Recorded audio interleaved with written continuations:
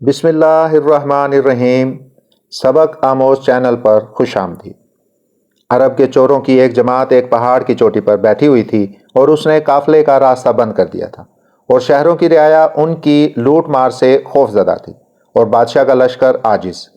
اس طرف کے ملکوں کے منتظمین نے ان کی ایذا رسانی کو دور کرنے کے لیے مشورہ کیا کہ اگر یہ جماعت اسی طریقہ پر ایک عرصہ تک قائم رہی تو مقابلہ ناممکن ہو جائے گا۔ اس مسئلہ کو سلجھاتے ہوئے انہوں نے ایک شخص کو ان کی سراغ رسانی کے لیے مقرر کیا اور موقع کا انتظار کرنے لگے۔ اس وقت ان چوروں نے ایک قوم پر چڑھائی کی تھی اور پہاڑی کی چوٹی خالی رہ گئی تھی۔ کئی بہادروں کو جو جنگ دیکھے ہوئے اور جنگ کیے ہوئے تھے روانہ کیا۔ وہ پہاڑ کی گھاٹی میں چھپ گئے۔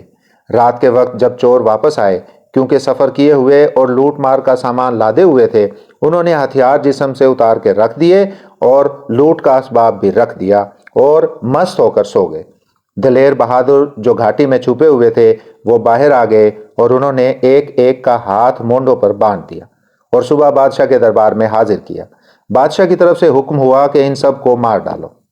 اتفاقاً ان سب میں ایک جوان تھا کہ اس کی جوانی کا آغاز کا میوہ گدرا تھا اور اس کے رخسار کے باغ کا سبزہ نیا اگا ہوا تھا۔ ایک وزیر نے بادشاہ کے تخت کے پایا کو چوما اور سفارش کے لیے زمین پر منہ رکھ دیا اور کہا، اس لڑکے نے ابھی زندگی کے باغ سے پھل نہیں کھایا ہے اور آغاز جوانی سے فائدہ حاصل نہیں کیا۔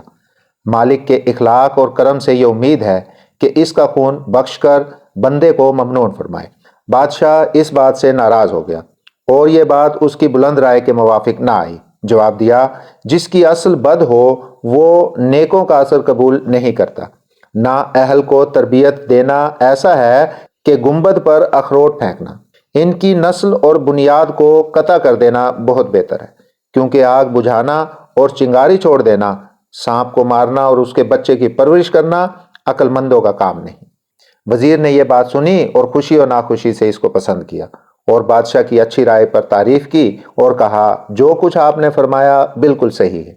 اگر ان بروں کی صحبت میں پرورش پاتا تو ان کی خصلت اختیار کر لیتا اور انہی میں سے ایک ہو جاتا، لیکن ناچیز کو امید ہے کہ وہ نیکوں کی صحبت میں پرورش پائے گا اور عقل مندوں کی خصلت اختیار کرے گا، کیونکہ ابھی یہ بچہ ہے۔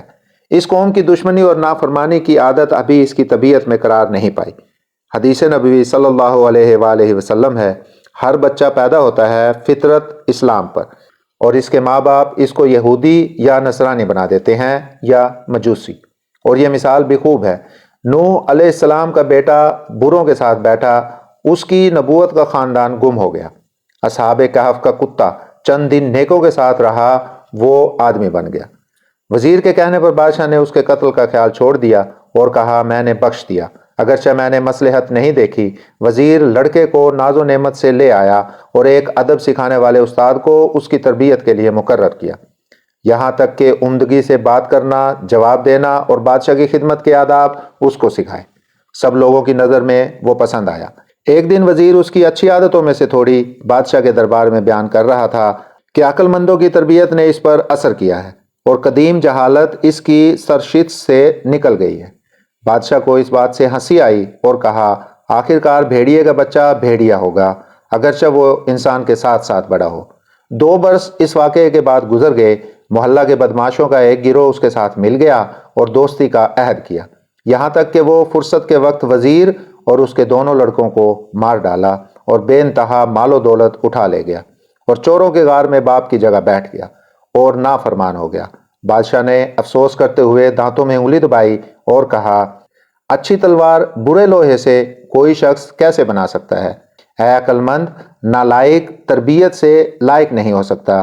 بروں کے ساتھ نیکی کرنا ایسا ہی ہے کہ نیکوں کے ساتھ بدی کرنا۔